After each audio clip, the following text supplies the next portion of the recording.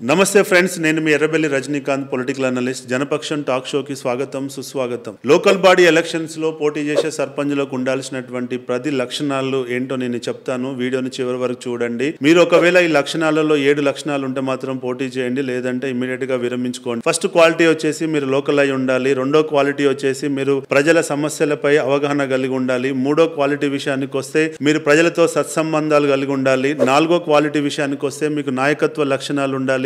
ఐదో క్వాలిటీ విషయానికి వస్తే మీకు pro development, pro welfare agenda ఉండాలి. ఆరో క్వాలిటీ విషయానికి వచ్చినట్లయితే మీరు ఆర్థికంగా బలంగా ఉండాలి. ఏడో క్వాలిటీ విషయానికి వచ్చినట్లయితే మీరు ఒంటరిగా పోరాటం చేసే వాళ్ళు అయి ఉండాలి. అంతే తప్ప మీరు ఎమ్మెల్యే సపోర్ట్ ఉందో, ఎంపీ సపోర్ట్ ఉంది కాబట్టి పోటీ చేస్తా అనుకుంటే మాత్రం ఇబ్బంది పడతారు. ఎనిమిదో క్వాలిటీ విషయానికి వచ్చినట్లయితే మీరు ప్రో డెవలప్మెంట్ ఎజెండాతో ఓటు అడగాలి తప్ప నేను మద్యం పంచిపెట్టి లేదంటే డబ్బు పంచిపెట్టి ఓటు అడుగుతాను అంటే ఇలా డబ్బుకు మద్యానికి ఓటు పడే రోజులు లేవు. అసలు ఏ ఫ్యాక్టర్ కు ఓటు పడుతుందో ఎవరికి తెలియదు. తొమ్మిదో గుణం వచ్చేసి మీకు సేవ చేసే గుణం ఉండాలి, సేవా భావం కలిగి ఉండాలి. ఏ మనిషి చూసినా సేవ చేయాలనేటువంటి ప్రేమ, ఆప్యాయత ఉండాలి. 10th క్వాలిటీ విషయానికి వచ్చినట్లయితే మీరు పరువు ప్రతిష్ట గనక ఎక్కువ ఇంపార్టెన్స్ ఇస్తే దయచేసి పోటీ చేయకండి. ఎందుకంటే ఎలక్షన్ లో దిగిన తర్వాత మీపై, మీ కుటుంబంపై ఎన్నో విమర్శలు వస్తాయి. తద్వారా మీరు మనోవేదనకి గురి కావాల్సి ఉంటుంది. పరువు ప్రతిష్ట నాకు అవసరం లేదనుకుంటేనే ఎలక్షన్ లో పోటీ చేయండి. మీరు ఈ రీల్ చూసిన వాళ్ళు ఇది ప్రతి ఒక్కరికి చేరవేయండి. జై హింద్.